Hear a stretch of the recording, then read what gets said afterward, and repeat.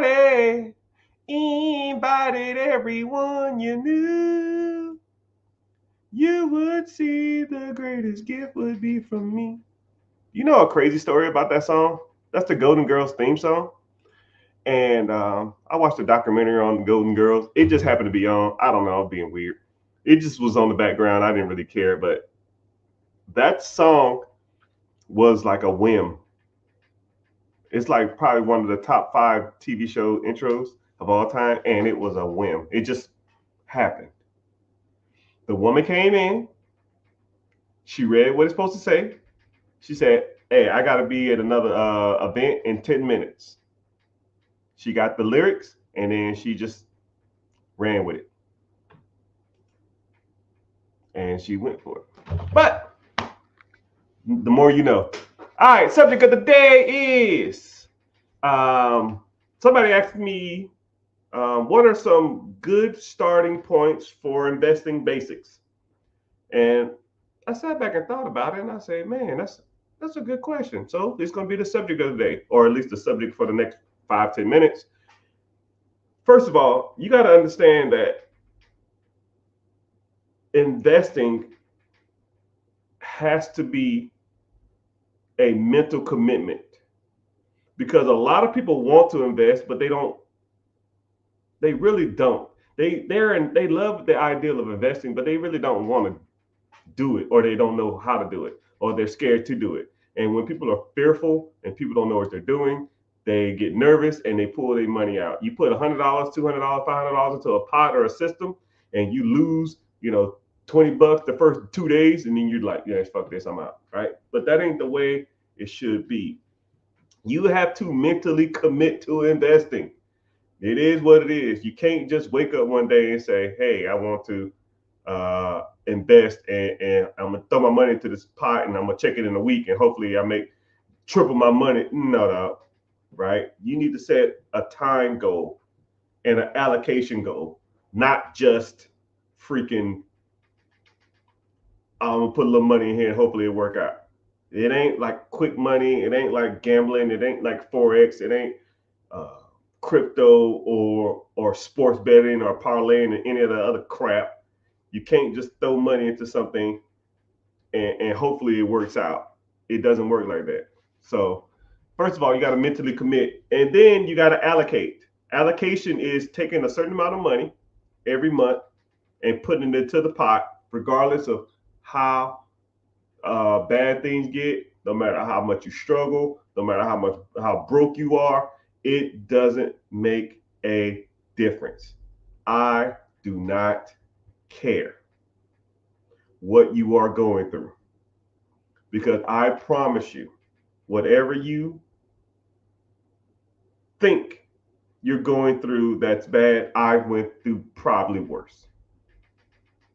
I went through, um, dude, it was bad. Bottom of the barrel, eating bean weenies, freaking eating mystery meat, asking friends for $10, $20, $5. You know, it's bad. Homeless, broke, sleeping in my brother's closet, sleeping in my brother's car, asking my brother for money, getting into it with my family. I didn't have it. So when people say that, man, it's always something, oh man, I'll start investing next month when I get ahead. No, you need to start doing it now. And then I'll give you another quick point, because I don't want to harp on this too much. You know what I mean? You have to start investing. I call it windfall money. It's the money that you get when you didn't expect it. Things like tax returns, things like things like birthday present money.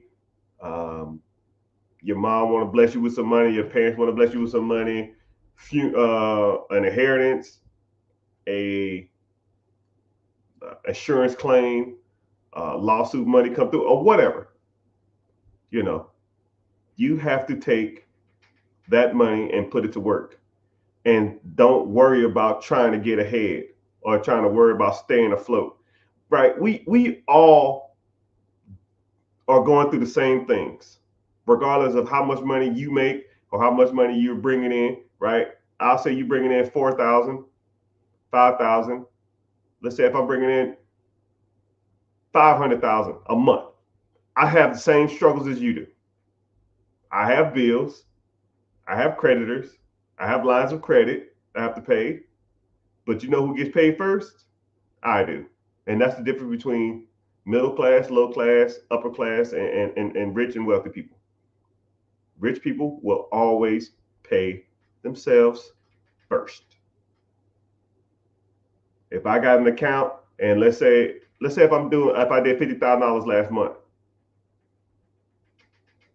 $30,000 of it is going to investing. And then I'm paying my bills with the last 20. Or 40,000 will go to investing, the last 20 goes to bills or whatever you want to call it. Right? I don't pay all my bills and then I'll invest what's left. No, we don't do that. That's a loser's mentality.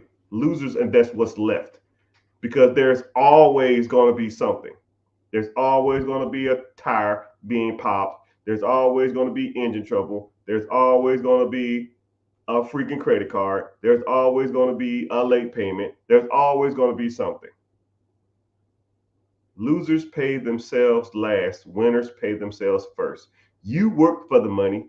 You get paid first. Not Time Warner, not Lexus of Toyota, or not Chase, not American Express. You worked for that money. You need to get paid first. Allocate money to invest first. And whatever's left, they can have it. If you short at the end of the month, don't give a shit. I've never cared if I was short at the end of the month because I already got paid. It is what it is. And the bad part about it is if you allocated $200 to an investment account, and you were short, the $200 probably wouldn't have made a difference anyways. Think about that. If you put $200 into an investment account and you're $100 short or $200 short or on an electric bill, and then you ain't got no money for no food, or so it wouldn't have made a difference. It wouldn't have made a difference. But I tell you what, my investment pot is going to get bigger every month. And then when that investment pot gets a decent amount, then you take that money and you put that to work. And you constantly put your money to work. And that's, if someone said investing basics, that is investing basics 101. I mean, it's about as simple cut forward as possible. If you take money that's windfall money, or you got a side hustle, or you a babysitter, or you make cakes, or you do hair, or you do nails, or you do landscaping, or you do window tint, or you fix people's cars. When you get that money, are you investing it, or are you just putting it towards bills? Because if you just put it towards trying to get ahead or catch up, you're never going to catch up. No one ever really truly catches up. Everybody has bills. Bill Gates has bills. Warren Buffett has bills. Elon Musk has bills. Jay-Z has bills. Kevin Hart has bills. LeBron James has bills. I have bills. You have bills. Next month, will I still have bills? Yes. Next month, will LeBron James have bills? Yes. Next month, will Kevin Hart have bills? Yes. Elon Musk? Yes. Elon Musk is worth $300 billion. 250 billion dollars. Does he have a bill next month? Yes. So why the hell is he trying to get caught up in that? You're chasing your tail, people. And until you understand that basic understanding, you'll never get ahead in life. And that's about as simple as it gets. And that's just investing. That's not including the real estate stuff. That's not including the business acquisition, storage units, Airbnb, Turo, storage units. I mean, whatever, vending machines, whatever. All that stuff is irrelevant. If you don't understand basic inflow and outflow of money, the rest of that shit you're never going to figure out. But Glad everybody here. Welcome into the chat, everybody. We're live streaming from all platforms: Facebook, YouTube, Twitch, Instagram, and all over. So, what's happening? Miss Vibes, I see you. What's happening? I appreciate y'all for checking the stream. Um, but if y'all would do me a favor, I'm live on YouTube. Just search The Rich Get Richard. My name is Mr. Richard. If you're newer here, we're gonna get into some good stuff.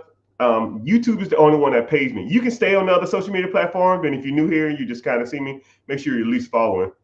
But head over to YouTube, and also too, YouTube comments feed into my feed first, so it actually helps me out, and I actually get paid there too. So you can stay here for all you want to. I'll answer pretty much every question live, and I'll try to get to your question as soon as possible. You just got to, feed your questions.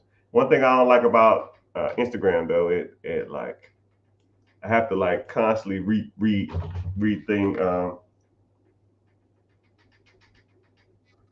I got to constantly refresh my screen. I don't like that. But welcome in. So let's go ahead and get started. If you have any questions or preguntas, and see what what you want to talk about. So initially, I just started off talking about investing because a lot of people. I'm trending on a couple of social media sites for talking about basic investing. So just that's kind of the subject we're talking about. So individual asked, they wanted to start a trucking business. Okay. I tell people all the time, in this modern age, there's no point of starting anything. Why reinvent the wheel when the wheel has already been invented? Just buy the wheel. Would you go to eBay and build a car? Would you go to Home Depot and build a house? You might can get a better deal, or you can tell people I have a sense of accomplishment. But I mean, houses are already built. Cars are already built. Businesses have already been built. There's tons of baby boomers who are going to be retiring in the next 5, 6, 7 years. You can buy their processes from them. So if you wanted to get into like laundromats, dry cleaners, you want to get into trucking, you want to get into logistics, you want to get into franchises, Dunkin' Donuts, Subways, Papa John's, who knows, whatever, right? Why buy and start an existing business when you can just buy it already up and going? And then the requirements are way less to do it existing than it is to do it from scratch. So here we go. I'll put you in quick perspective of starting from scratch. Let's say you go out to the SBA or go to the bank and you say, hey man, I want to start a restaurant. I don't freaking know. And I know this for sure to be true because I have a buddy of mine who just did this and I was breaking it down for him. So let's say you wanted to start a restaurant. Cool. You have to go do what's called a build out. That means you got to go rent a place. You sign a triple net lease. So you locked in for 5 to 10 years. Then you got to do what's called a build out. You got to go in there and you got to get plans and come up with signs. You got to come up with all this other kind of crap, right? Then you got to get that approved. And that's going to take 6 to 8 months, maybe, probably damn near a year. So that build out is going to be $100,000. Okay. But let's say you got a loan for $500,000. So now that business is going to cost you $100,000 just to build out, right? And then you're going to have to, you got to get food, you got to get inventory, right? And then you got to train employees. But you got to train employees and you ain't made a damn dime. So you're doing all this other kind of stuff. You got to get inventory. You got to train the people. You got to come up with a schedule. You got to pay managers. You got to hire assistant managers. You got to come up with menu ideas. You got to come up with just all this other kind of crap, right? And let's say you borrowed $200,000 from the bank to do this, right? You're a year in, $200,000 in the hole, and you ain't made a fucking dime. Not a damn dime. But, and then what's crazy is you open up the door day one, you have what's called a burn rate, meaning that not only are you paying the current lease, you are paying for a lease off a loan that you got a year ago. So let's say if your line of credit of $200,000, say the burn rate on that bad boy, the payment on that shit is 10 grand a month or something. I don't damn know. You in the hole 10 grand a month just in credit cards or a line of credit, not including the current bills on the business. So now you have employees, you still got more inventory, you got staff, whatever. Right? So now let's say that burn rate is another $10,000. So you're a negative $20,000 a month and you ain't made a freaking dime. Okay? Not a dime. Negative $200,000 in the hole, and then you're losing 40, $10,000, $20,000, $40,000 a month. So you got a damn sale. Let's say the average meal is, I don't know, $10. You got a 28% food cost. You got a 12% employee cost. That's 40%. And that's not even including taxes. I'll give you another 10% in taxes. So you sell everything, that's $5 out the door. So $5 comes in. So, basic math, if your burn rate is $20,000 a month divided by $5,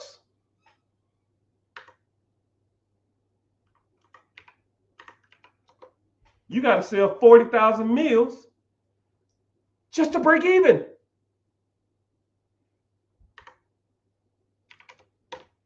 So you need 133 customers just to break even. I ain't talked about marketing. And then you got to get your name out there. And if nobody knows about you, you're screwed. But let's just say there's a business for sale. Same concept that you wanted to come up with. Maybe it's 5-10 minutes down the road, 30 minutes down the road. Who cares? Same concept as whatever you wanted to do. Because I promise you, there's not a business for sale or idea you can come up with that's not a business for sale somewhere in your area. I promise you. Whatever idea you have in your head, there's an older person who's turning 60, 65 that had the same idea 40 years ago. And he already did it. He or she already did it. You can just buy their process. Now let's say that same business is down the street for sale for $500,000. Well, Mr. Richard, I was only going to spend $200,000. Why would I spend $500,000 when I can spend $200,000? Shut up and listen. Now let's say that business is $500,000, and let's say that business is bringing in $200,000 to your pocket. Okay. The requirement from the government states that you need to bring in that you only need 10% down to purchase this business. And if you get some seller financing, you only got to put 5% down. So as little as $25,000. So let's say, for example, they didn't do seller financing. I'll be realistic. So now you got to come up with $50,000. You put $50,000 down. You buy the existing business. You owe the government $450,000. $450,000 over 10 years. Your payment, simple math, $450 over 10 years, probably somewhere in the range of 50 grand, 45, 50 grand. But the business brings in $200,000. You bring in 200, you pay the SBA, Small Business Administration, they're 50. Now you have 150 left. You put $50,000 down, which was 10%. So now you pay back that $50,000 line of credit. Let's say if you borrowed it from your auntie, you borrowed it from your uncle, you borrowed it from your 401k, you borrowed it from a friend, you borrowed it from the bank. You paid them back in the first 6 months. And you still have $100,000 left of cash flow. So let me get this straight. Year one, I bought a business. I put $50,000 down. It was $500,000. I owe $450 to the SBA or the government. My payment is $50,000. It makes $200,000. I pay $50 to the bank or the government. I pay $50 back to my line of credit. I borrow from myself, or borrow from a friend, or borrow from a crackhead uncle, whoever, and I still make $100,000 first year. So you can spend a whole year building out a business to lose $20,000, $30,000 a month, or you can buy a business, put a tenth down, make money day one. The government's happy because you're continuing that service in the community. The line of credit that you borrowed, the $50,000, or whoever you borrowed that from, they're happy. They got their money back. You're happy because you're going to make $100,000 a year from a process that you just bought.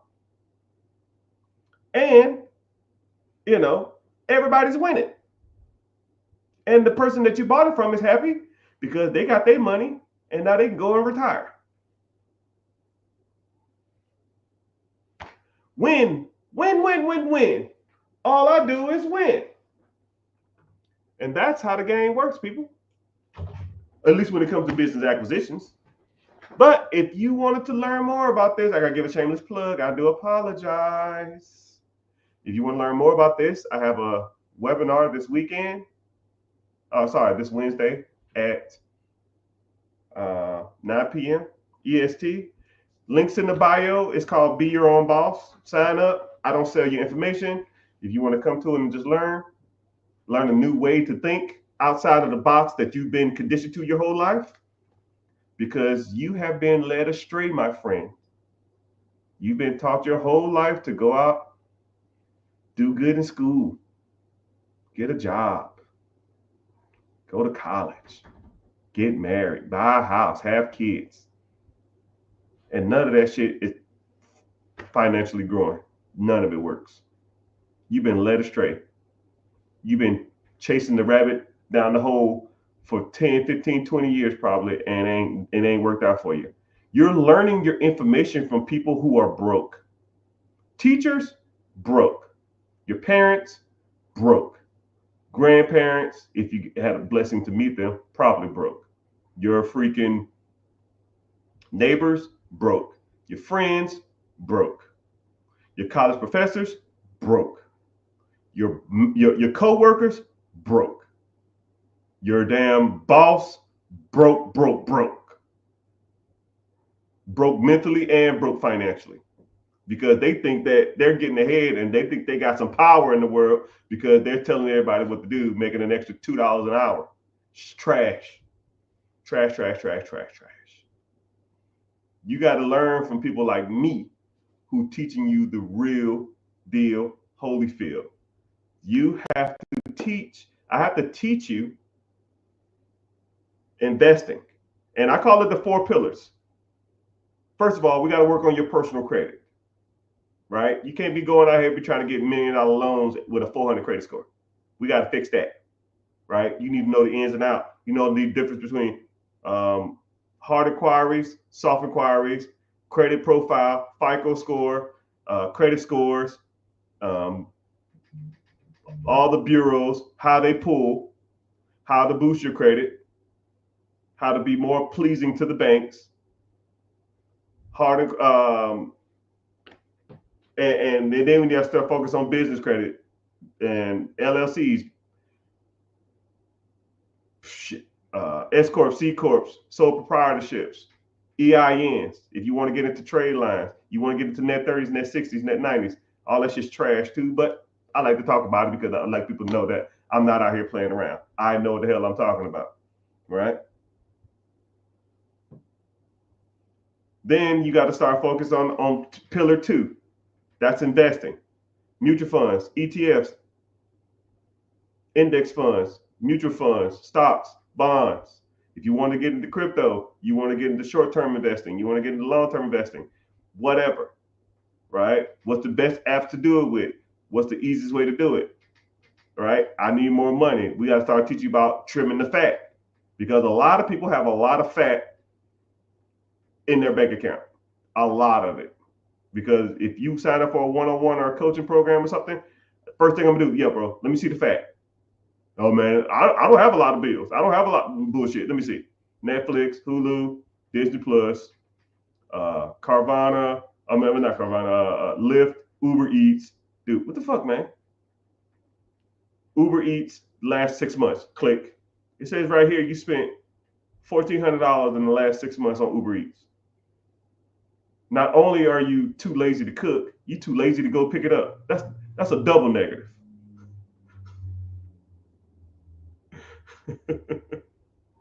come on, man. Come on, man.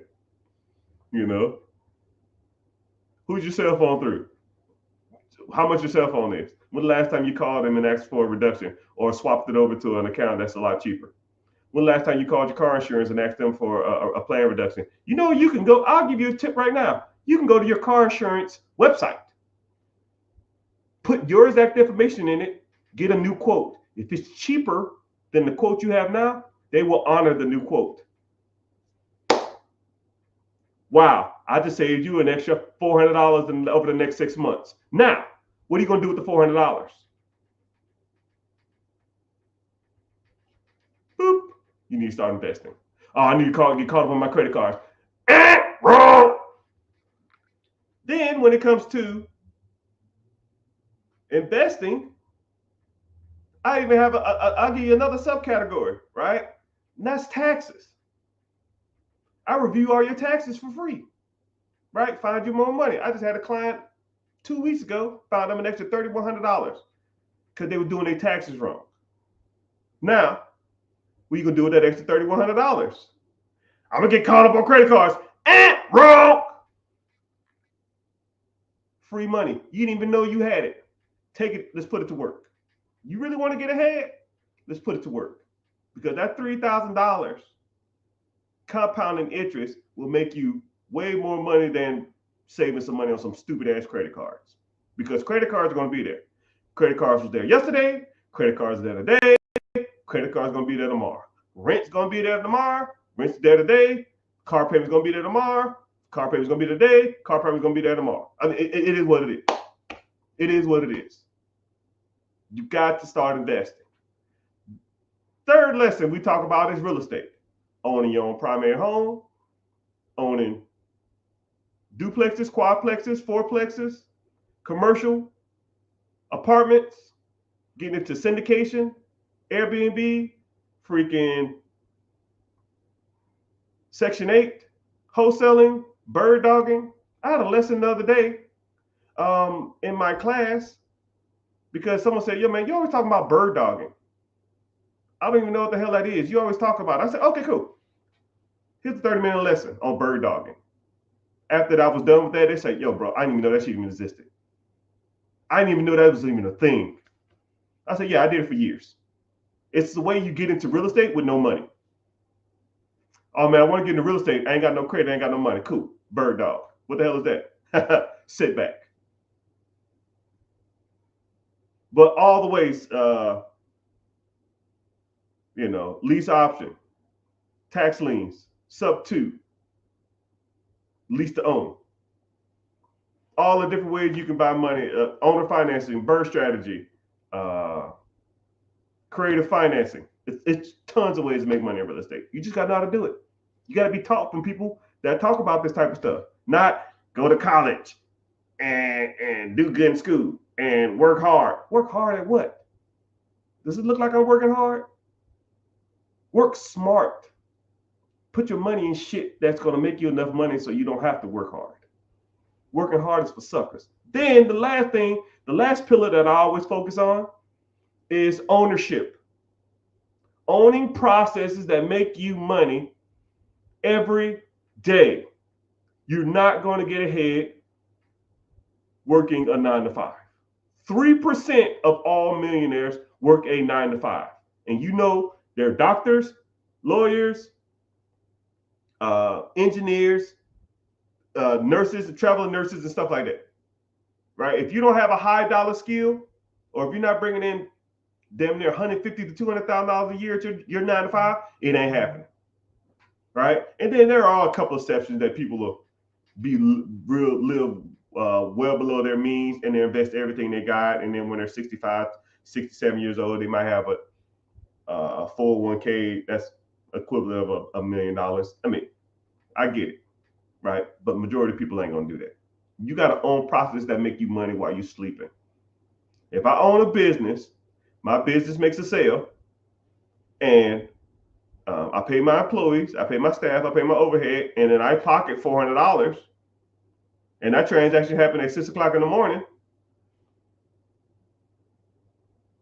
I didn't do nothing for it. Now, how many processes can you own that pays you $500 a day that you do nothing for?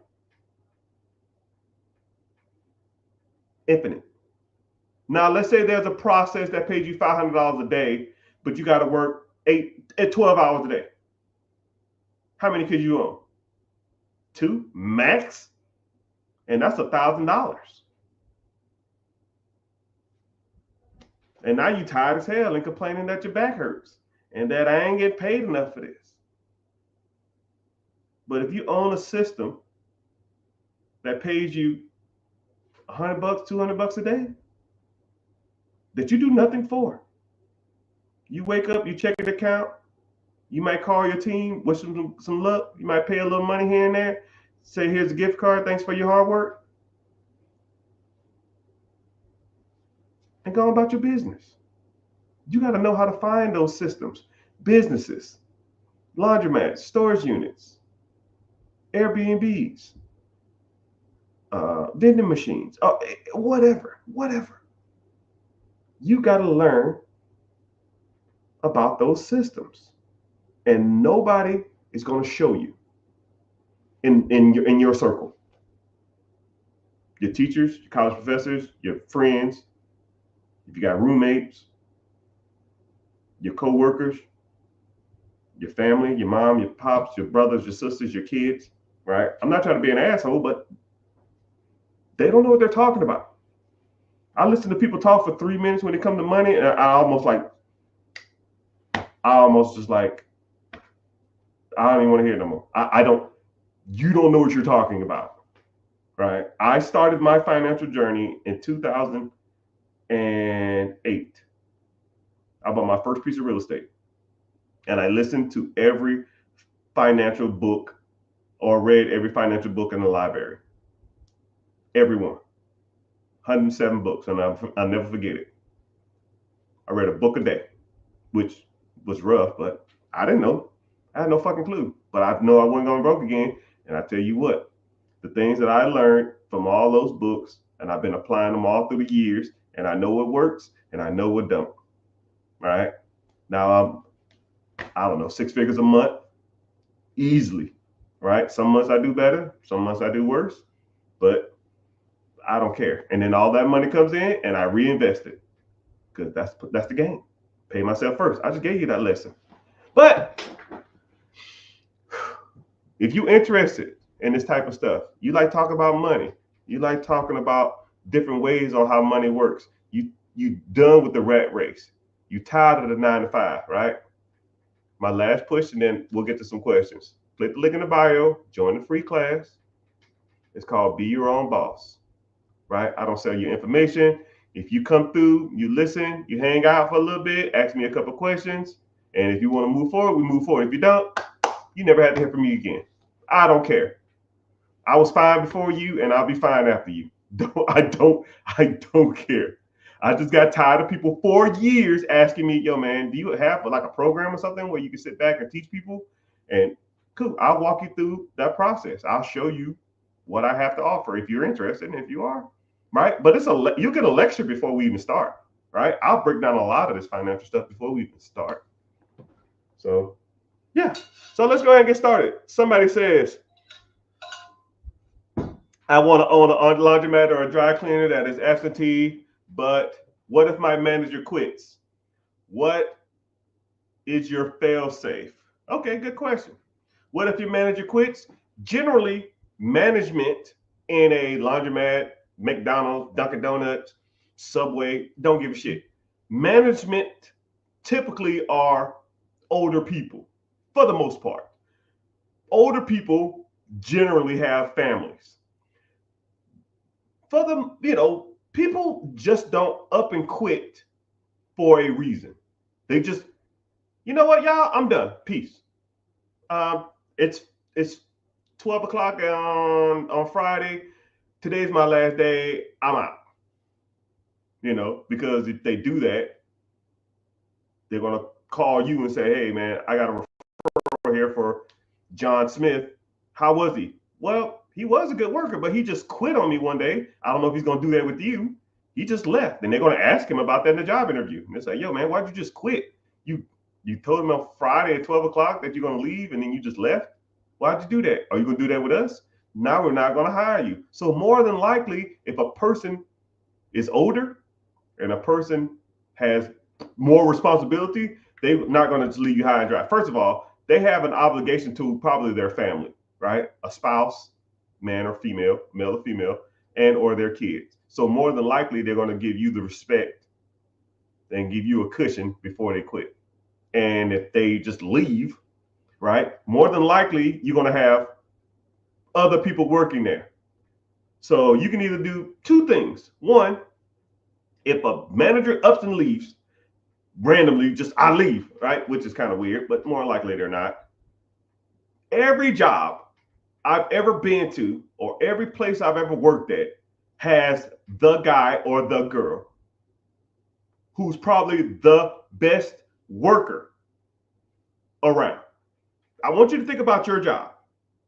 There's a guy or a girl that hey man, who's the hardest worker in this place? You already know.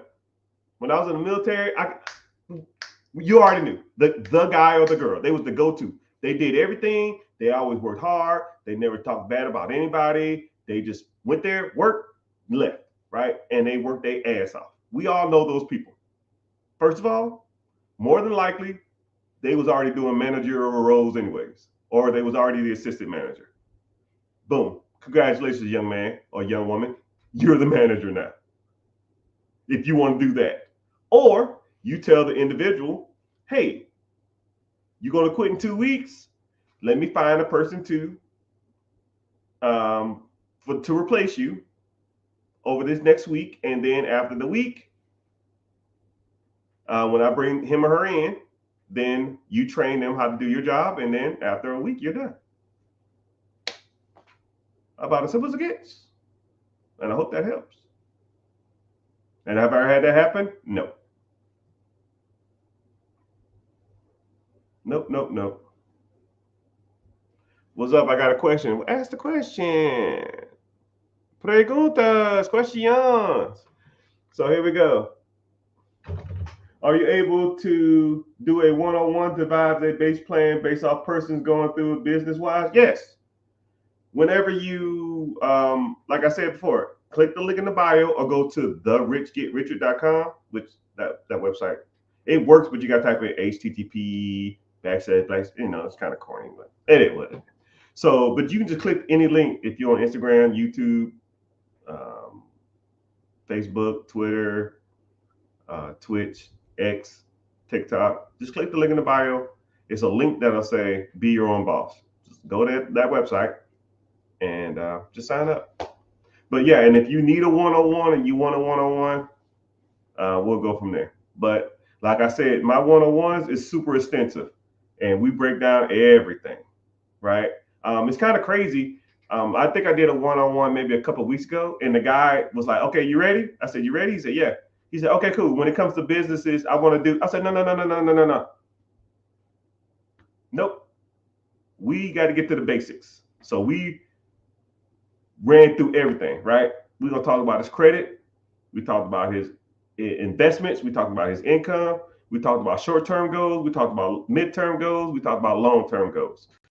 We talked about his credit. We talked about ways to get out of debt. We talked about side hustles. We talked about all his debt. Talked about revolving debt that was trash. We talked about debt that his house payments. We talked about his car payments. We talked about it all. We talked about cutting the fat. We did all that type of stuff. Then we talked about invest. He was like, I was like, you want to invest in real estate? He said, well, real estate in my area is kind of it's kind of shitty. I said, cool. Where you live? I said, no, it's not. Look, showed him all the areas that he should be investing in. He's like, shit, I didn't even know this place even existed. Man, they paying this much for rent. I said, yeah, and look how much these houses cost. And I pulled it up on the map, and I was just showing them houses for sale, right? Tons of them, right? And I said, you know, look, let's look at the Section 8 programs in this state and see if it's rent friendly. And Section 8 was charging, they was giving 20% more in that state. So if he saw a property that he could buy for $700 a month, and the rent was $1,500 a month, but the Section 8 was paying $1,750, you're making $950 a month. That's almost $12,000 a year of one property. If you made $12,000 off of one property, how many properties do you need to have to quit your job? Hell, 5 is 60 grand. And let's say you bought a property a year. You made $12,000 a year. Okay? In profit. 12,000 year one, buy another property. $24,000 year two, buy a property. $36,000 year three, buy a property. $48,000 year four, buy a property. 60 grand year five, quit your fucking job. Golly. People act like it's rocket science. And then about 2.5 hours in, then we start talking about businesses. Because people want to talk about business, but you need to get the basics first. You know what I mean? But yeah, that's 101 in a nutshell.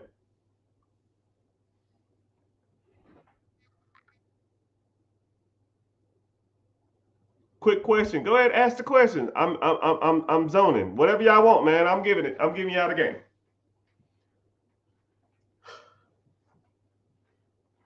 Someone said, I came across your page and you never wear designer, but you wearing Tom Fords today. I mean, it is what it is, man. Right? Just because I don't flaunt my wealth doesn't mean I don't have wealth. Okay? Let's get it twisted. Just because you don't see the money don't mean I ain't got it, right? And then one thing about it too is my sister okay, if y'all know what the Real is, my sister owns a consignment store, almost like the Real, and sometimes she'll get a lot of like name brand clothes, and sometimes they'll be sitting for a while, and then they'll just be ready to move units. And a lot of the stuff that I get, it'll just be like consignment stuff. They'll be like, "Oh man, these Tom Fords, I think they was like $400. They was on her website for $100. I think the guy wanted like $50 for it, and she takes 50. You know, she had them for sale for 100. The person gets 50, and she gets 50. She gets half of whatever she takes or whatever she sells it for. And then I said, yo, you know, how long they been sitting? She said, oh, these been sitting a while. I said, what's the consignment fee? She said $50. I said, yo, I'll give you $50. I'll take it off your hand. And she was like, yo, give me 60. I was like, hey, I always be hustling, right? Right. I don't expect a handout from anybody, right? So yeah, but yeah, if you ever see me with designer stuff on, more than likely that's where I got it from. But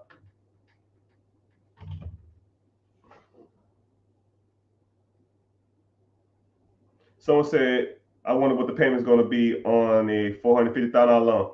Hey, simple math, man.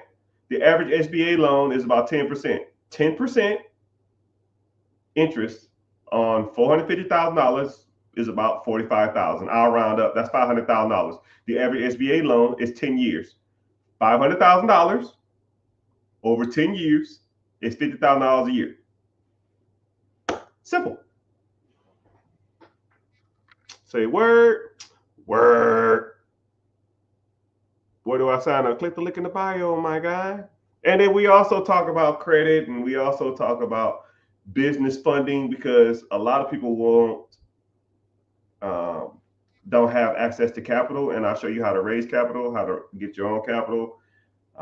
If you get access to capital, how to properly liquidate it, because you know sometimes these banks be charging like 20, 30, 40% to get access to this money.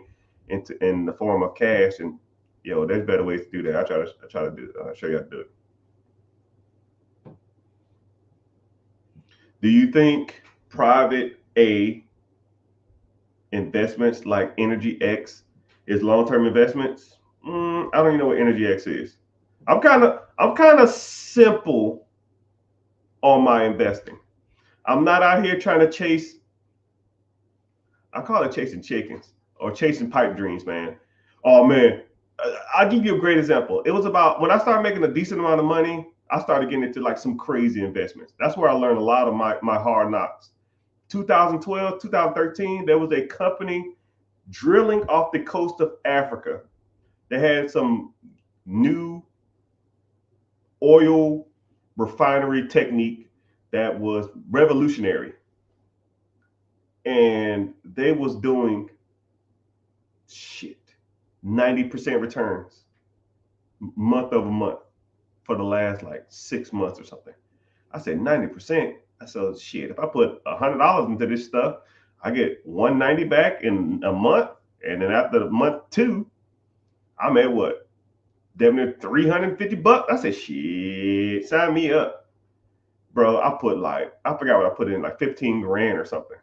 And that 15 grand turned into almost $90,000 in the first, I want to say like 13 months. And I was like, hell yeah, I'm going to ride this out. I ain't going to long-term invest this. And, before I knew it, my $90,000, dude, it happened so fast. It comically was probably over the next 2, maybe 3 months. My 90,000, I was like, okay, cool. I'm gonna ride it down a little bit, and if it gets a little lower, I'm gonna get out of it. It got down to almost like $45,000 to $50,000, and I was like, yo, I'm done. Right? I still made 4 times the money. I put in 15. I got what 45 out of it, 50 out of it, but I was up 90. Right? But I thought it was gonna be a long-term play, and then every once in a while I go check on this fund or this stock. And that shit's, dude, it went to the trash. Moral of the story is, people, if you want to invest, stick to what you know. I got a simple rule when it comes to investing. Has your mama heard of it? Has your kids heard of it? Will it be around in 10 years from now? And do you use it, or have you seen other people use it on a daily basis? And what's the and will I get a return on my money? It's simple as it gets. Okay. Has my mom heard of a company that drills off the coast of Africa? No. What about my kids? No. It doesn't have long term. I thought it did. Do I use this every day? I guess I use oil every day. I don't know. Not really. From off the coast of Africa? Probably not. Okay, cool. Amazon. Has your mama heard of Amazon? Yes. Has your kids heard of Amazon? Yes. Will you get a good rate of return? Yes. Do you use Amazon? Do people use Amazon every day? Yes. I mean, okay, let's go. Simple as it gets. Someone said it's an emotional thing, not pulling out at 90K. Yeah, because if that was the case, I'm gonna put you on a new mindset of thinking, people. If you put in 15 and you got up to 20, most people will pull at 20. Most people will pull at 30. Most people 45, 60, 65, 90. I mean, what got you to 20 is going to get you to 30. What's going to get you to 30 is going to get you to 50. What's going to get you to 50 is going to get you to 100. Right? You just ride the ups and downs. It went up and it went down. It went up, it went down. It went up more, it went down. It went up, it went down. And I just got to 90, it went down. And it went down some more. Then it went down some more. And I was like, okay, cool, it's going to go back up. And it's going to go down some more. It's like, and then it says an emotional thing. No, none of this is emotional. I don't take anything financial personal. None of it. If I put my money into a fund, I lose all 10. Too bad, so sad, never do it again. Learn from your mistakes, press on. right? And I always see people that'll do that too. Man, I was up and man, I don't give a shit what you was. What we gonna do today? Do you have the money now? No, cool. Don't care. What we gonna do today? Let's focus on that. Right? Someone said, what is the best industry to buy in New York City? There's a lot. It's comically, there's a lot. New York City is kind of one of those weird places, you know. But if you can make it there, I guess you can make it anywhere. I had a client that was in New York City. No, not New York City. I think there was in New York City, and they was looking at a business to buy in New York City. We found them like 4 of them, comically, in about 15 minutes, and dry cleaners, laundromats, moving services, sub shop, sandwich shop, bodegas, corner stores. I mean, all of that stuff, man. There's tons. You're at the mercy of the market. If you go look at what's for sale in New York City now, you can go back in 6 months from now and it'd be something totally different. Just like if you're looking for a specific car to buy, you go in 6 months and it'll be a whole different car. You go look for a house, you look in 6 months from now, it'll be a whole bunch of different houses. So it just depends. It really just depends on what you want to get into and what you want to, what's your risk tolerance and stuff like that. Somebody said, I want to buy a plasma center. Actually, I seen one for sale. There was actually, those things are more prevalent than you think. But you got to be careful because some states require you to be licensed as a owner. So I don't know what state you're in, but let's say, for example, if you want to buy a property management company, some states require you to be a property manager or either have a real estate license. If you wanted to be if you wanted a dog grooming business, some states require you to be like have a vet tech certificate or something. If you wanted to buy a accountant firm, some states require you to own a CPA or to have a certified public accountant certification before you own those type of establishments. So you got to be careful. But a lot of times, whenever you're buying a business, you can almost ask the owners, or you can ask the brokers, are there requirements for this state to purchase this or the acquisition of this business? But yeah, plasma banks, blood banks, the IV joint banks, and that kind of stuff. Yeah, I see those for sale all the time. I never really thought about it, but it is a good industry to get into if that's what you want to do.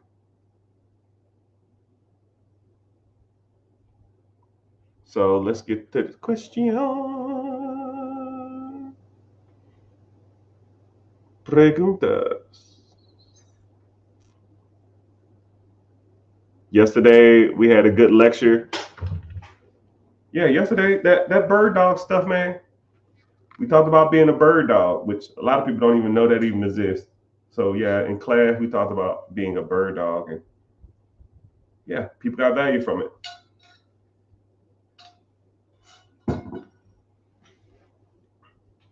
Do you think any business can thrive in America? No, not any business.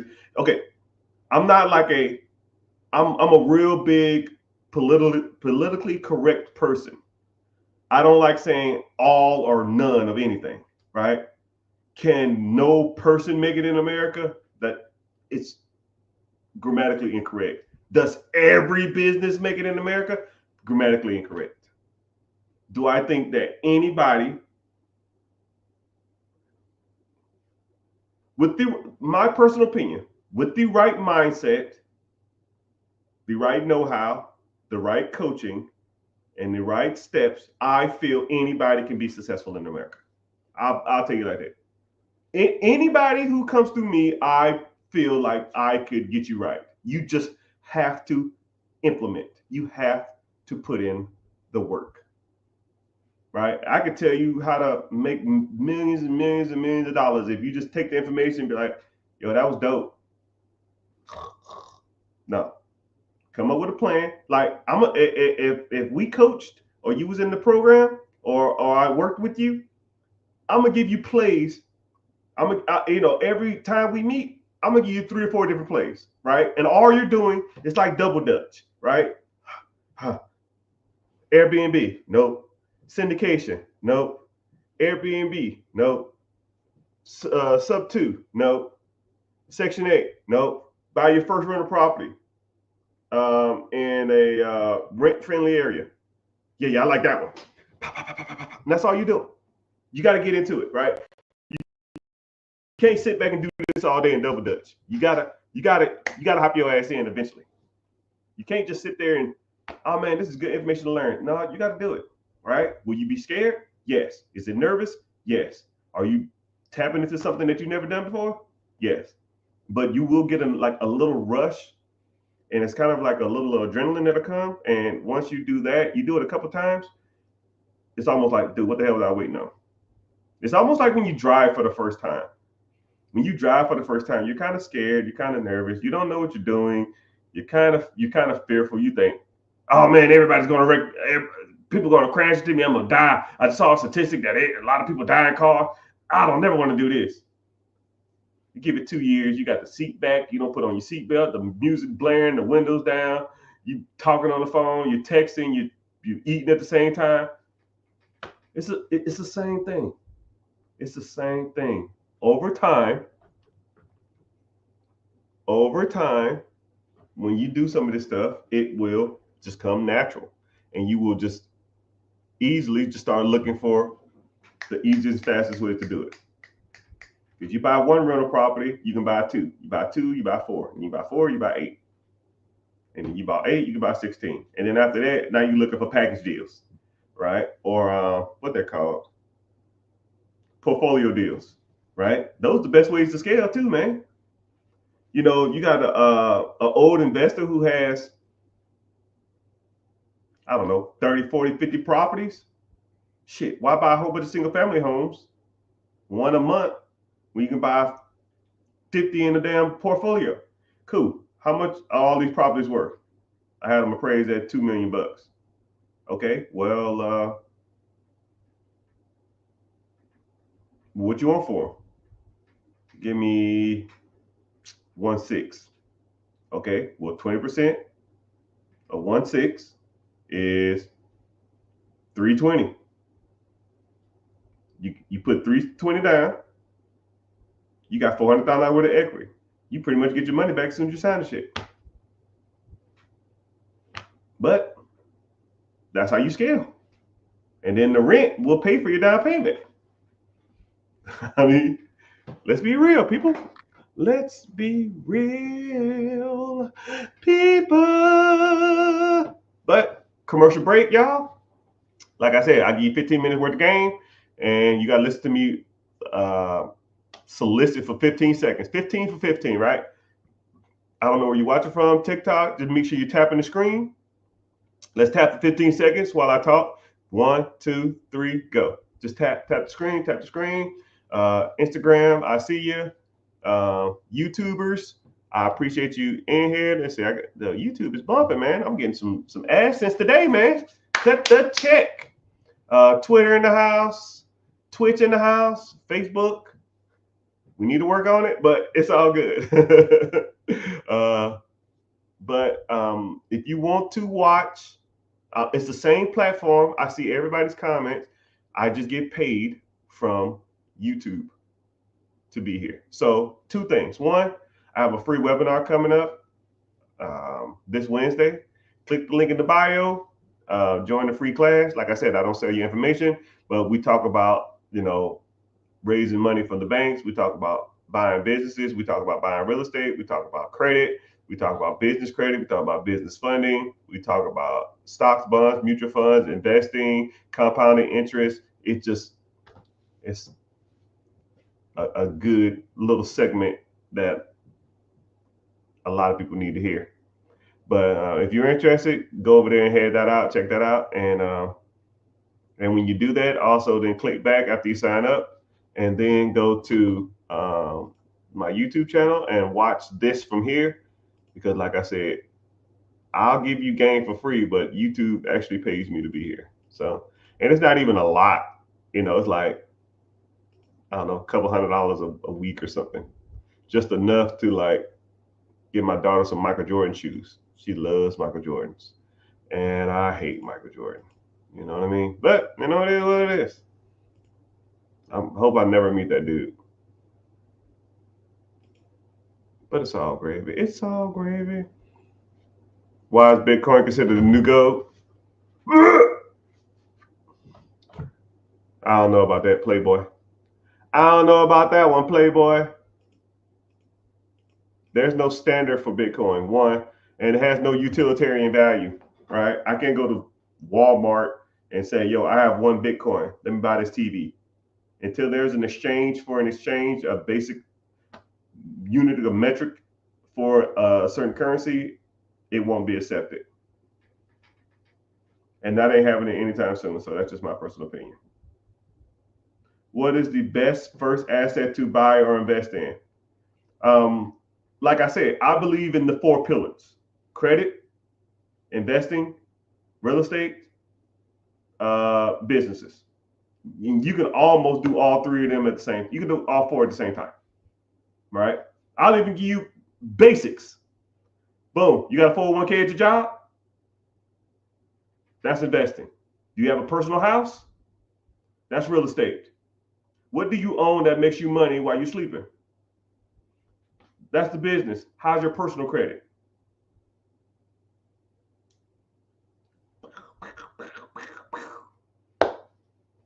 You should be tackling all 3 of those or all 4 of those damn near every day of your life. Every day of your life. And the more you do it, the bigger the scale you get, right? You start out with a $200 credit card to build your credit, and then you work your way up to a $500 credit card. Then you work your way up to a $1,000 credit card. And then you work your way up to a $10,000 credit card. And then you start getting into the platinums and the black cards and the gold cards and the centurion cards, right? It ain't like fishing. You don't go out to a boat. You don't get on a boat and throw out a fucking hook and catch a marlin after 30 minutes of fishing. It ain't happening. You're not gonna catch a 2,000-pound fish after doing something for 30 minutes. No, it's steps to this, right? Investing. Do you have a 401k at your job? Cool. How much do they match? Cool. How much do you contribute every month? Nothing? Wow, that's free money. Well, Mr. Richard, there's tax ramifications. Shut your ass up with that shit. Are you investing? They're gonna match your money. Well, Mr. Richard, the corporations use your 401ks. I don't give a shit what they use. They're giving you free money. And you complaining that a rich corporation is using you as a tax benefit? How about you complain that they make a dollar off the dime they give you? Complain about that. If you want to fucking complain about something, complain about how you give 40 hours, 50 hours, 60 hours a week to their ass, and they don't give a fuck about you. They'll fire your ass tomorrow. Right? You saw that article about that woman that worked at Wells Fargo? She was dead at her cubicle for 3 days before somebody noticed her. You think they give a damn about you? People be worried about the wrong shit. Man, did you see the Kamala Harris speech? Did you see the Trump speech? That shit ain't making me no fucking money. I don't give a shit who's in office. I didn't care who the last president was. I didn't care about the president before that. And I damn sure didn't care about the last president before that. How rich is this motherfucker gonna make me? Oh, none? Fuck that. Don't care. Not a shit about a politics. I don't give a shit about a boss. I don't give a shit about a coworker. How much money is that shit making you? If it's none, piss off. It's just crazy, man. Y'all focus on the wrong shit. Y'all focus on the wrong shit. And I hate to be angry and I hate to be disgruntled. And I just keeping it real, people. I'm keeping it real. Keeping it real, sometimes people don't like it. And if you don't like it, maybe it ain't for you. But I'll tell you what, if it makes me $1, I care about it. And if it don't make me any money or takes money out of my pocket, it can piss off. You know, I don't devote my energy to shit that takes money out of my pocket. Don't care. Don't care. Did you see the debate last night? How about I debate? I got a debate for you. What's a better ETF? QQQ, VL, or SPY? I don't know what that is, but you can tell me what they were talking about in the damn debate that you watched for 3.5 hours. I got a debate for you. What'd you name your LLC? Let's debate about that. Oh, I ain't got time. Okay, cool. I got you. Okay, cool. I got you. And then you know what I do? I follow your page and I put default on all your shit. When people in the comment section of an Instagram, I got a couple million followers, and sometimes I get petty as fuck. So what I do is, you talking shit in the comment section, ain't nobody got time for this. Cool. Follow, and I put your shit on default. 6 months later, 8 months later, 12 months later, you gonna slip up. Hey man, did you see that dunk LeBron James did? And I'm gonna say, oh, I thought you didn't have time to work on your business, but I guess you got time for the NBA Finals.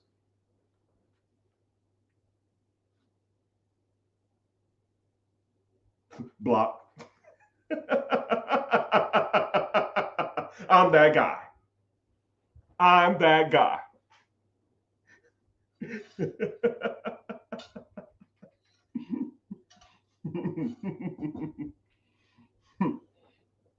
You ain't got time for that side hustle, but you got time to watch Patrick Mahomes throw backwards passes, huh? Okay, cool. I got you.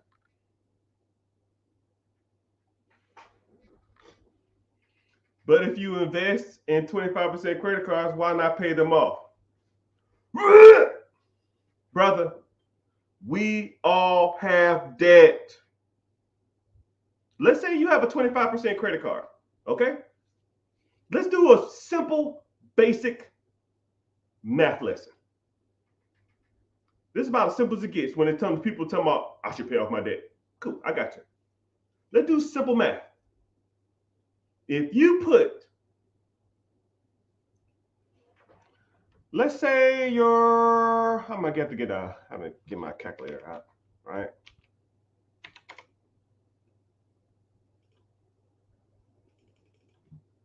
Let's say you have a 25% interest credit card, which, god dang, that's a lot. Let's say you got a 25% interest credit card, okay? And let's say your payment is, I don't know, $400 a month, right? You send twice as much, okay? Twice as much, which is $800. You're going to pay that credit card off, and let's say you owe, I don't know, $5K. You're going to pay it off a little faster, but you're still going to take probably a couple years. And now let's say you pay the minimum, okay? Instead of you paying $800, you pay $400. And now you take the $400 and you invest it in an account, okay?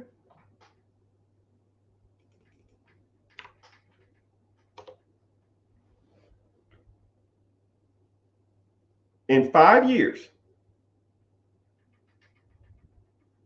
that account, the extra $400 you put into that system, would be worth $36,000.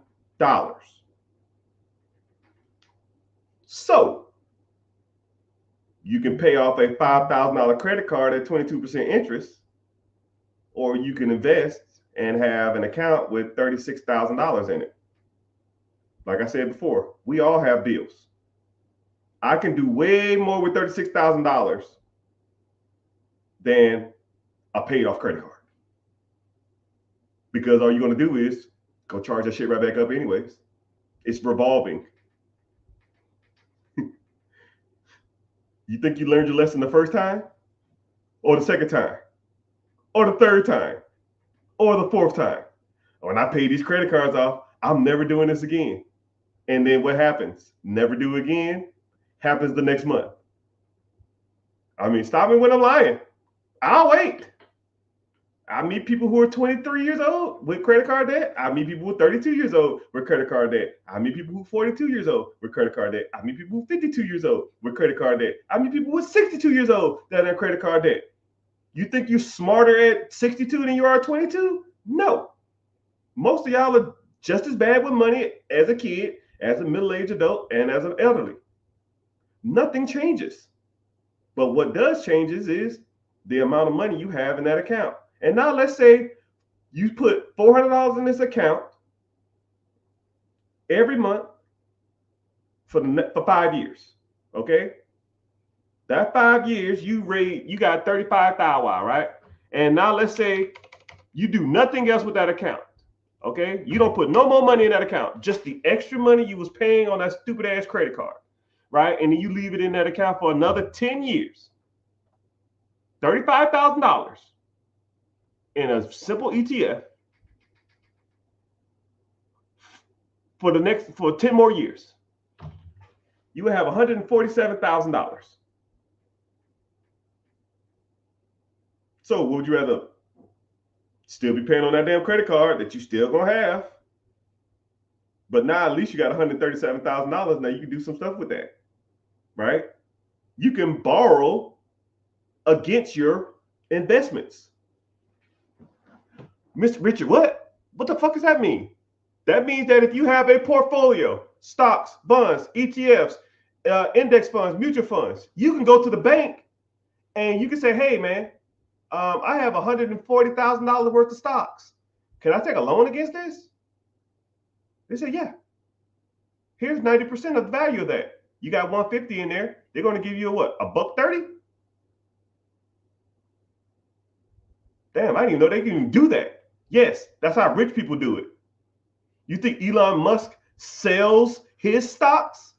No, he just borrows against it. You think Jeff Bezos sells his stocks? No, he just borrows against it. And borrowing money, you don't have to pay taxes on debt. So you get a loan for that amount of money. Use the money, you buy another asset. Once that asset brings in money, then you pay off the loan you got from the bank. That's how it's done, my friends. Y'all are hustling backwards. Paying off fucking credit cards early does not make you rich.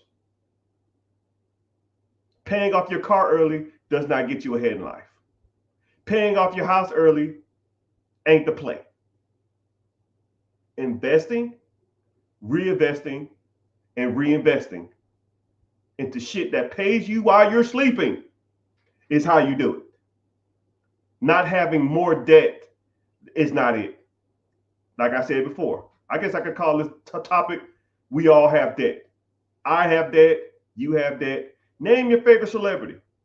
I used to have a huge crush on J-Lo. She got debt? What about Halle Berry? She got debt? Does LeBron James have debt? You think LeBron James, he has a $80 million house in LA. What you think he did? Bought it cash? He's worth $1 billion. You think he bought his house cash? No, he didn't put a down payment. Come on, he borrowed against it. So now he doesn't have to pay capital gains tax on that money. It's just a dead asset. He borrowed against it and he pays the monthly payment from the income he got from his other investments. Boom. He bought a pizza company that pays him while he sleeps. When that money comes in, he pays his house payment. Boom. His earned income from dribbling the ball up and down the fucking court all day makes him income. He takes the income money and invests it. Stock funds, mutual funds, his own businesses.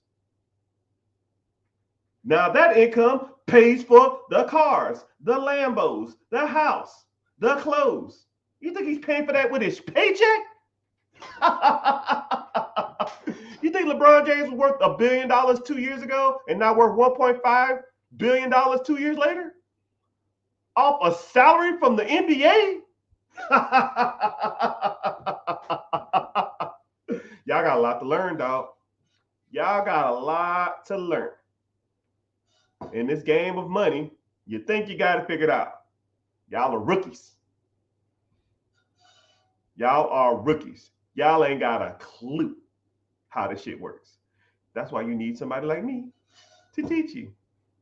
Yeah. Someone said, okay, I hear you now. I hear you. I see you too. Hell yeah, you can borrow investments. Yeah, you can keep borrowing on investments, right? I'll give you a great analogy. I always use this as my Elon Musk analogy.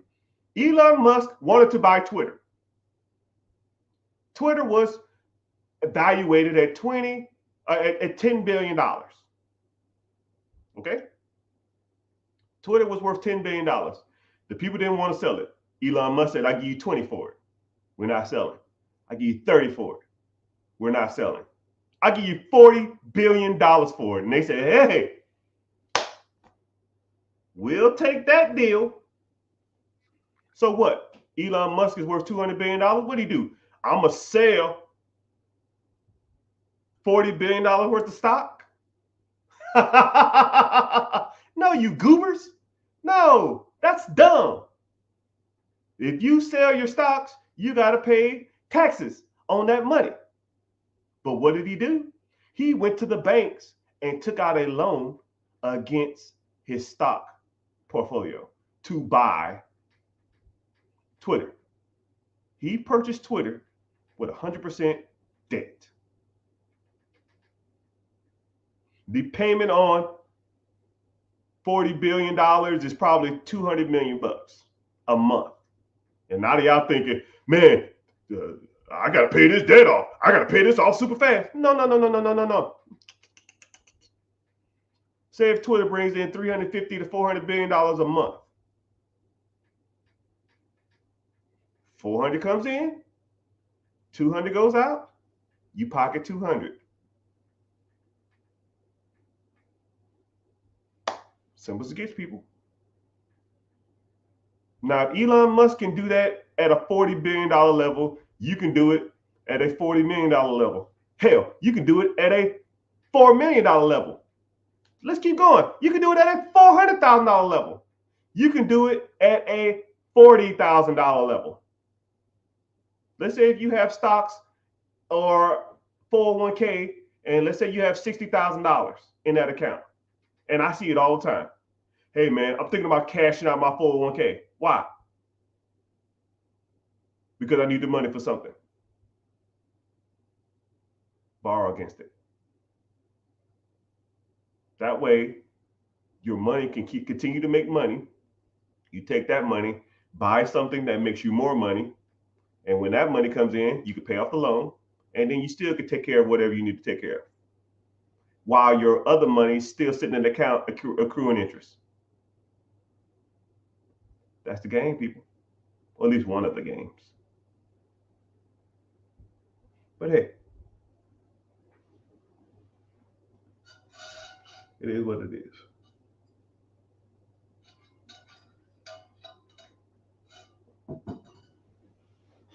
Michael Jordan, he said, someone said Michael Jordan put them on all the game. I don't idolize celebrities, first of all. They got rich from a skill that a lot of people can't possess. I'm not 6'6". I can't shoot a basketball to save my damn life. But what I can do, and I can invest like nobody you've ever met in your life. Now, who do you want to learn from? You know, when us as minorities, I don't know if you're white or black or Hispanic or Asian, I don't know. I don't give a shit, right? But one thing I hate about minorities is we idolize celebrities, right? I think there was an Invest Fest or something recently, and all the guest speakers was celebrities, right? I can't fucking act. I can't public speak really good. I can't dunk a basketball. I can't throw a football. I can't tell jokes. Why the hell am I listening to Steve Harvey as a financial guru? He made his millions telling jokes. 50 Cent made his millions selling albums. Kevin Hart made his millions telling jokes. Jay-Z, he sells albums. I can't fucking rap. Nicki Minaj. Why do we idolize these people when it comes to financial literacy? Show me the guy who started with nothing and built multi-million dollars worth of businesses in real estate. I'll learn from him because I can do that. Oh, right here. I'll learn from him. I can't learn shit from Dwayne The Rock Johnson. Why the hell am I going to a public speaking event and watching Dwayne Rock Johnson talk? I'm not fucking 6'4", 300-pound solid. Can't do it. I can't be a wrestler. I'm not that big. I'm not that athletic. So you have to start learning and getting your literacy from people who are out here doing this shit every day, not from celebrities. I idolize no man. I've met tons of celebrities. Most of them are assholes. Most of them. Me and Ludacris almost got into a fist fight because he talked shit. He was talking shit to me and my wife. I almost punched him in his fucking throat. Don't idolize them people, man. They're all losers. Most of them are. Some of them are kind of cool, but most of them are assholes.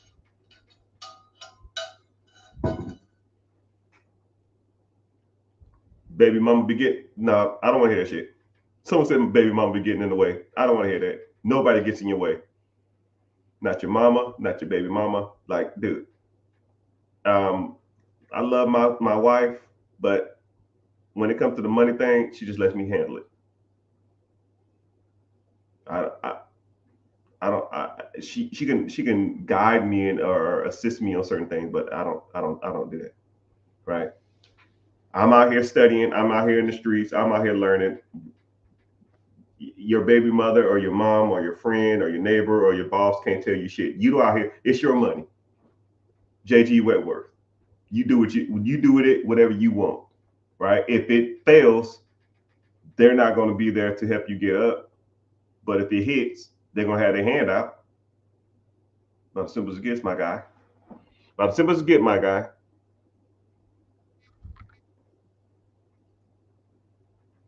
Someone said, learning wholesaling now? Yeah, brother. Someone said I look like Rick Ross. I get that one every once in a while. I met him in real life. We look nothing alike. I found a local business that's been established since 1984. How do you talk to them about financing? You gotta learn some skills, man. I'll give you one lesson off the top of my head, right? Because I can't give you all the game, but you found a business and you want to get owner financing, they gotta like you.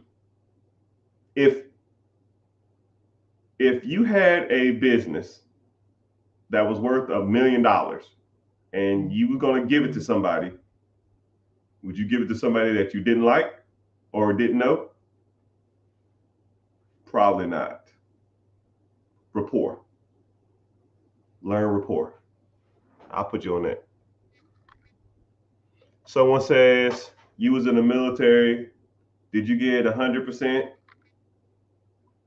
100% P and T. I don't know what P and T is. Did I get 100% P and T? I don't know what P and T is, but yes, I was in the military. Did 21 years in that hellhole.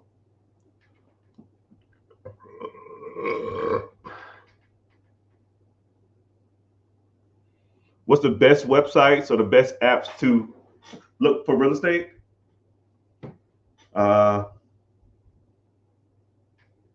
It depends on what you want to do. Depends if you want to get into commercial units. Depends if you want to get into apartments. Depends if you want to get into single family homes. Depends if you want to get into on market or off market, right? If you want to get into off market, if you want to get onto market deals, you can just Google houses for sale. If you want to get into off market deals, you got to start finding people in the areas you want to invest in who have the deals that you want, or you got to start sourcing your deals yourself. Once you start making decent money in real estate, then you have to start sourcing your deals yourself. Once you start sourcing your deals yourself, then you're pretty much writing your own checks.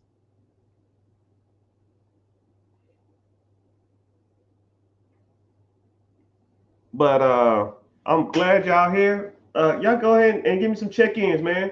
Where y'all from, man? Comment. Make sure you tapping the screen. Tell me where y'all from. Tell me who y'all know. Tell me what y'all, at least tell me where you're from. I don't know. I've traveled all over the world, so I always like to see where different people from, right? And the bad part about it is, I'll even do I was talking to someone about rapport. I'll do a rapport. I'll do rapport with you right now, right? Someone says Harlem. Hey man, Harlem, man. I just can't. I just did. I went to a vacation in New York, but I was in Times Square. I went through some parts of Brooklyn, and I was. I didn't ride the subway, but I really wanted to ride the subway, but I heard it's nasty and it's kind of weird. So I guess next time I go, I'll do that. But how is Harlem? Is Harlem like majority black, or is it becoming like gentrified, or is a lot of white people there, or is it, how is it? Down by Virginia Beach. You know what's crazy about Virginia Beach? Virginia Beach is one of the best kept secrets when it comes to beaches, because it has not a lot of tourists, but it has a lot of locals and stuff like that. Oh, so avoid the subways. You see what I just did, people? I'm having a conversation with somebody about the subway in New York City and Harlem. I went on vacation there, and I barely remember any of that stuff. Like it's just about communication, conveying a message, right? If I had 100K to put into real estate or a business right now, shit, brother, you rich and don't even know it. You are rich and don't even know it.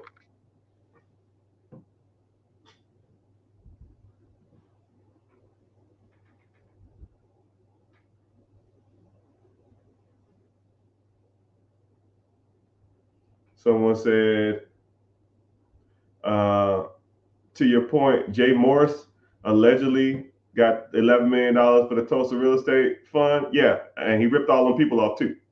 Ain't built shit.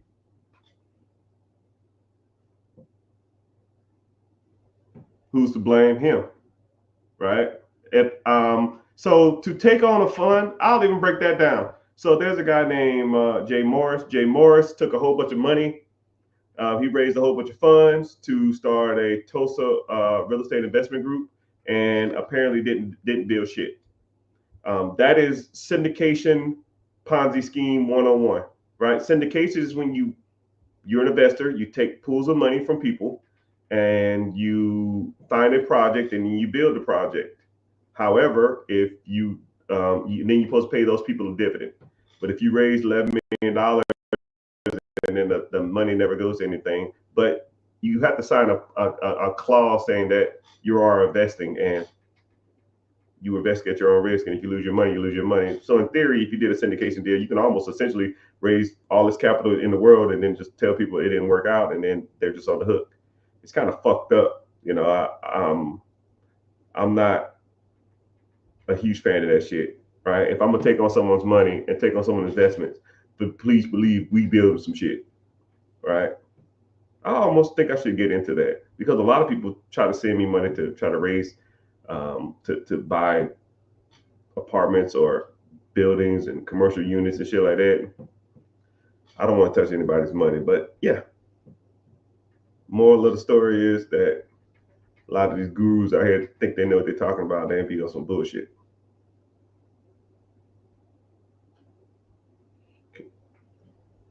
Oh yeah, I'll DM you.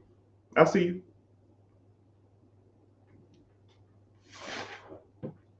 So what we got? Preguntas, questions. Someone said, I have $100,000 cash. You got $100,000 cash. You rich and don't even know it. Kansas City, you are rich and don't even know it, my boy. But you almost, so one thing that if you had $100,000 to invest, you almost got to determine what you want to invest in, because there's pros and cons to real estate. There's pros and cons to owning your own business.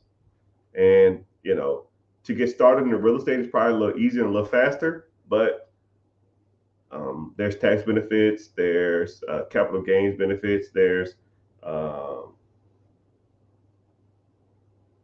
there's a lot of benefits to real estate. I'm not gonna name them all. I named them in my head, but I didn't. I was like, yeah, I'm not saying all this shit. But to buy in a business, you get a lot of cash flow back, but then you have a cash flow problem. Then you have to pay taxes and capital gains on that too. So they have their pros and cons. I think that's why I try to explain to people what the pros and cons are of having both of them. Right? But there's a free class coming up. Click the link in the bio, join the free class, and we can go from there. No, what I'm saying is that $3,100 pay off instead of investing first. Devin, or I try not to say anybody's names on lives, but I'll say your name. You're not gonna tell me that paying off a credit card is more beneficial than starting investing. You're never gonna convince me that. If you pay down a $3,000, $5,000, $10,000 credit card, it is revolving debt. You pay it off, and then you will be right back in debt a year later. And then you're going to be paying it off again. You're chasing your own tail, man. A lot of people think they're smarter than like, dude, you're overthinking it too. And then you're losing out on the years. You're losing out on the years. I have it in the calculator right here. Let's say if you put $35,000 in an account in a simple ETF. If you started investing and you did it for 10 years, that will make you $140,000. But let's say you waited 3 years. It will be 89,000. So you lose out on making $54,000 because you waited 3 years to pay off a damn credit card. A $5,000 credit card cost you $54,000. It doesn't make sense, sir. I'm not trying to be a butthole. Would you rather have a paid off credit card or an extra $56,000? Your choice. Man, I ain't got no debt. Fuck that debt. We all got debt. This house is debt. I got cars that are debt. My kids are debt. Right? They take money out of my pocket every month. What, I'm going to pay that off? I'm going to pay off the house? No. You take the money that you can afford to go to zero. You put it in the pot. You let it grow. You borrow against it, or you use it to buy something that makes money. Real estate or a business or something of that nature. And then that money's going to come in. You save that up and you buy more shit. That makes you more money. And then when you're bringing in 40, 30, 60, 70, 80,000, $100,000 a month, you ain't got to worry about no damn credit cards. You know how much my credit card bills are? Dude, I got like 70 grand worth of credit card debt from running all my businesses and real estate and stuff like that. You think I give a damn what my credit card payments are? You think I'm trying to pay them off? I don't care. You talking about a $3,000, $5,000 credit card, man? No, that's trash. Invest.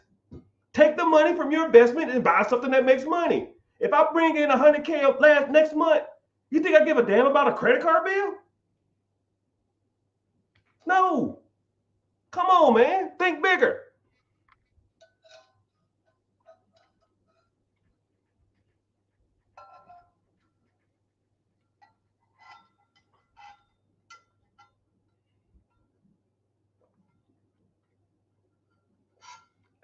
Someone said, I thought you just taught people how to buy gas stations. No, man, I teach you how to buy anything. It just depends on you and what you want to buy and how you want to invest it. I'll show you how to buy pretty much anything.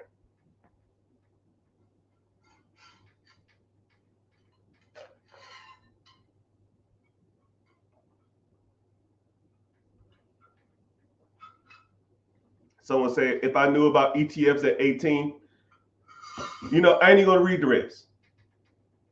You know about them now. What you going to do? I don't care what happened yesterday, man. We don't care. I'm here to tell you right now, we don't care. You didn't know about ETFs at 18. You didn't know about real estate at 18. You didn't know about buying business at 18. You didn't know about credit at 18. You didn't know about investment at 18. But you know about them now. What you want to do? Because 5 years from now, you can say the same shit about now. Man, I wish I'd have did something. 5 years from that, man, I really need to get started. 10 years from now, man, I know all this game, but I got to put it to work too. You're just saying words, man. You got to put it to work. Put it to work.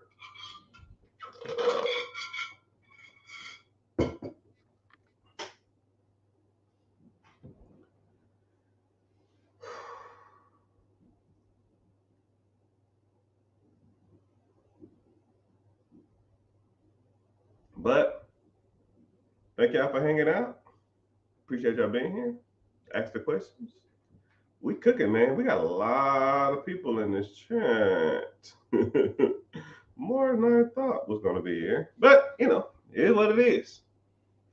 I said I was training online. Might as well, you know what I mean? So, yeah. Oh, man. My butt hurts. Someone said never meet your heroes. Yeah, man. Yeah, because the one time you do meet them, they'll be buttholes to you. And the weird part about it is, man, I'm not saying I'm a celebrity or I'm well known or anything, but even me, when I meet people, I still try not to idolize them, because if they turn out to be assholes, it's just gonna piss me off. You know what I mean? So it's all good. It's all good.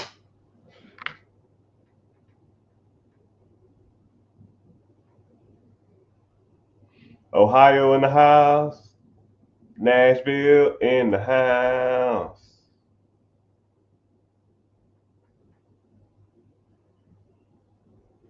Someone said I'm a millionaire from real estate. Yeah, that's about as simple as it gets.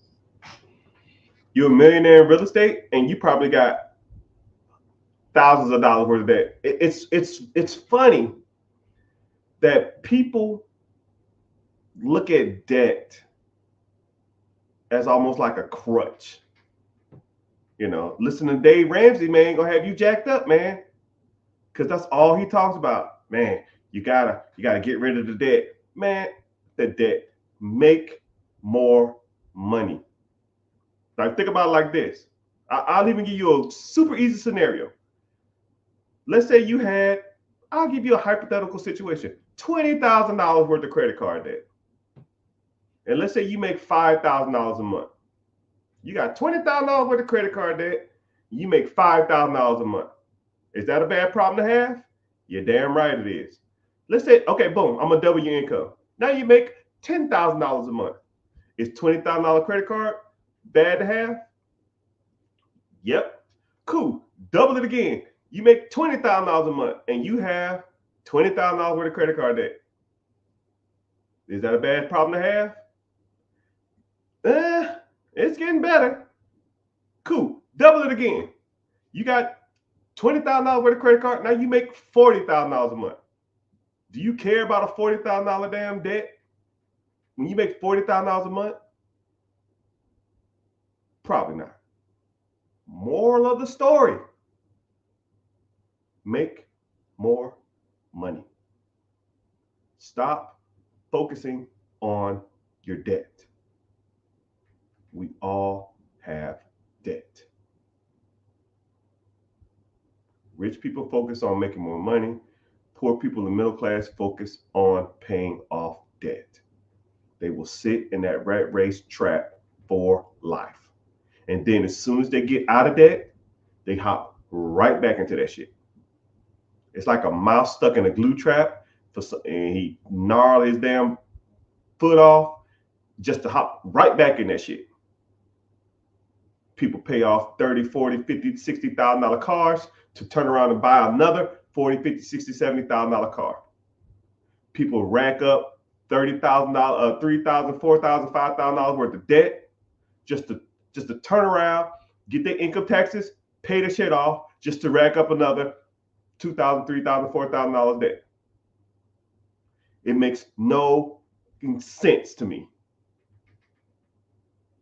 Why the hell are y'all buying 40, 50, 60, $70,000 cars?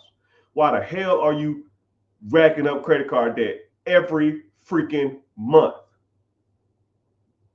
And then say, oh, I got to pay this off. And then you start a little side hustle, you start a little side business, you get some taxes, you get an inheritance, you get some birthday money, and then you turn around and you take the money that you worked for to get ahead just to pay the fucking card off, or to pay the car off just to buy another one. I had one person tell me once, yo, I'm so used to having car payments, even though my car is pretty much new. As soon as I pay it off, I'm gonna go get another one. In their head, that makes sense. I said, you have a 4-year-old car. You bought it brand new, which was a mistake.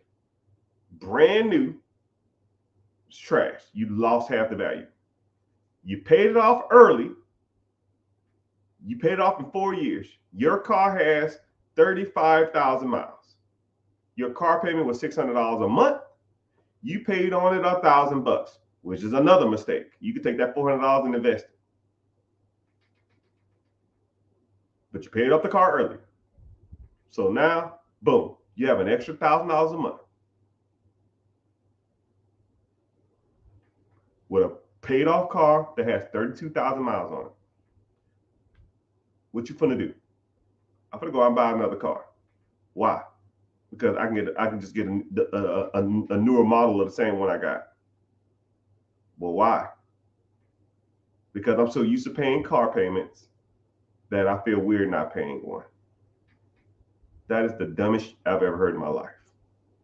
And then 2-3 months later, I see that individual. And then the bad part with the same car, just a different color.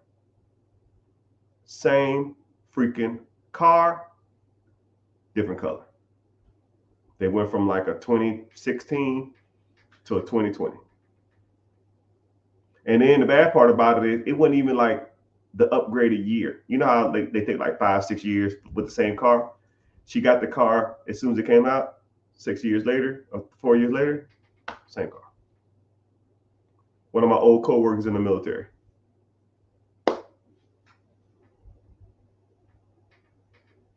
That individual will never be ahead in life. Never. Their financial literacy is a -10. They have no skills. They will be a worker bee or in the rat race for the rest of their lives. And in my head, I couldn't even save them. I tried, and I was like, you can just do this. You can just do this. You can just 1 year. Just wait a year. Take the $1,000, put it into some account. 12 grand, get a car there. No. Bought a car for 45, paid it off earlier. The car's worth 20. Trade in the car. They gave them like 16 towards another $45,000 car that they're gonna pay off early. I don't get it. I don't get it. People do that wrong. People don't know what they're talking about. People don't know what they're doing. People think they're good with money, but they are not. I'll say hi. And I want you to, I'm talking literally to you. When you think I'm not talking to you, this is directly towards you, right? I want you to take this as super personal as possible. You think you are good with money. You are not. Not even close. 98% of people are not good with money. 2%, no, you're not. No, you're not. Not even close. The 2% of the people are people like me and people I associate with and people that when I go to the country clubs or I go to the golf course or I go to the tennis matches or I go to the concerts and go VIP and I'm hanging out in the lodge with whoever, celebrities and stuff like that, those are the 2%. You're not even close. You're not even in the ballpark, people, right? And I'm not trying to offend you and I'm not trying to make you mad and I'm not trying to make you upset. You aren't that guy. I am. And I talk to people all the time for more than 3, 4, 5 minutes, and I know they're not it. You have bad spending habits. You don't understand debt. You don't understand real estate. You don't understand credit. You don't understand debt leveraging. You don't understand debt servicing. You don't even get credit cards right. You don't even buy cars right. Hell, let's say if you really wanted to buy a car, did you buy it in your business name? Did you capitalize on Section 179 of the tax code, which means that if you buy a commercial vehicle over 6,000 pounds, is eligible for 100% depreciation or 20% depreciation over the next 5 years? Did you do that? Well, I don't own a commercial vehicle. Well, what deems a commercial vehicle? Any vehicle that weighs over 6,000 pounds in your business name. What vehicles are that, sir? Tahoes, Escalades, G-Wagons, Bentley Bentegas, Suburbans, Sprinter vans, Mercedes SUVs, Lexus Jeeps. Those. You ever like seen a row of SUVs, all black? It's like 5, 6, 7 of them. Yeah, that was all tax write-off. But you want to be cool in a Scat Pack. You want 100% deduction, or you want to be cool in a Hellcat. Come on, dog. You ain't even doing that shit right. Credit cards, are they in your business name or your personal name? Personal debt shows up on your personal profile. Means that it reflects on your debt to income ratio. Sorry, your credit utilization. Meaning that anything over 30%, they won't even loan you any more money. You get a $5,000 credit card, you charge $2,500 to that shit, you're locked on all 4 bureaus, all 3 bureaus. But business side, they'll give you 5 times, 6 times as much more. So instead of $5,000 limit, you get a $50,000 limit, and it doesn't reflect on your personal side. So you can max that shit out. And they have introductory rates at 0%. Most personal cards don't give you introductory rates. So now you can get $50,000 at 0% interest for the next 12 months, 16 months, 18 months, 2 years. You've been doing credit cards wrong. You're doing cars wrong. You're doing credit cards wrong. You're doing businesses wrong because you want to start your own business. Because I watched Empire. I can build this from the ground up. You're an idiot. That shit sucks.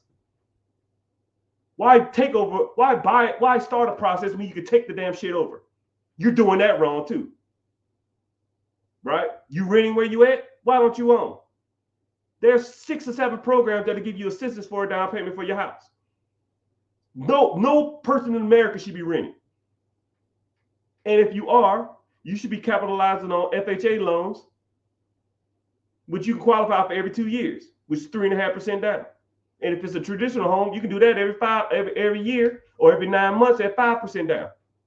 You can save that into a mutual fund or your 401k, borrow against that. Now you can use that money for another down payment, rent out your previous house. You can buy a new house every damn year if you wanted to, with 5% down instead of 20% down, which is traditional for an investment property. You're doing that wrong too. I'm the 1%. You're doing it all wrong. You don't know what you're doing. You are not that guy or girl. Every aspect of your business, every aspect of your finances, every aspect of your credit, every aspect of your investments are done wrong. I'm just calling a spade a spade. Sometimes I get tired of this shit. You need to learn how the big boys and the big girls do this shit. Now, if you inspired, you fired up, get your ass in this class. Moral of the story, people. Sometimes you got, I'm kind of Old Testament, right? When my dad yelled at me and my mom yelled at me, I listened to what they said because it resonated with me. When they was upset, it lets me know whatever they were saying. They're saying what they're saying with their best intentions.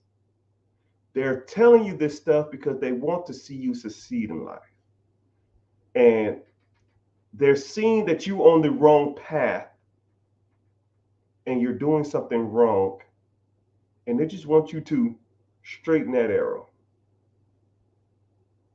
Okay? Y'all got to do better, my peoples. All of y'all. Sometimes I have the wrong tack. Sometimes I come off as nice, but I am not out here playing around, people. You got to do better. So, last warning before I get off. If you are interested in learning how to do this type of stuff, I'm hosting a free webinar. Link in the bio, my guy. Click the link in the bio. Join the free class. Like I said before, I don't solicit. You won't get a bombardment of text messages. You won't get on no email list. You won't get spam calls. You get a notification before we start. Hop your butt in there and you learn. And then after that, I'm done. You want to learn more? Let's move forward. If not, I can lead the horse to water, but I can't make him drink it, right? But I thank y'all for your time. Social media gets mad if you exceed 2 hours. So I might hop back on because I'm kind of in a talking mood. But I don't know. But I'm about to head off. But join the free class. If you have any questions, preguntas, shoot me a text message. I'll try to get to it, but like I said, I probably get a couple, maybe 200 text messages a day, and it's just a lot. And I answer all my text messages myself. So if you get a message, it's from me, like because I'm sitting there watching some show or something, and I just do DMs while I'm doing it. But thank y'all for being here. All my friends all over social media. Man, it's bumping in here. I appreciate y'all for being here. Make sure you're following on all the platforms. I see you on Twitch. I see you on YouTube. Make sure you at least subbing so you get notifications when I'm on. Twitter, make sure you're following. Instagram was kind of bumping today. I appreciate y'all being here. But yeah, I'm about to head off because, like I said, I can't exceed 2 hours. They get mad at me. They literally will like be pissed and like put me on the naughty list. So I might get back on. Like I ain't got that much to do today. I did want to watch the last 15 minutes of this movie. Right when I watch like movies in segments. I don't have time, so I watch like 15 minutes, 12 minutes. 18 minutes, 30 minutes, something like 15 minutes left on the movie. And I just gotta, it's kind of weird. Right. But hey, I guess that's busy rich people problems. But I appreciate you being here. Later, dudes. Make sure you're following. Thank you.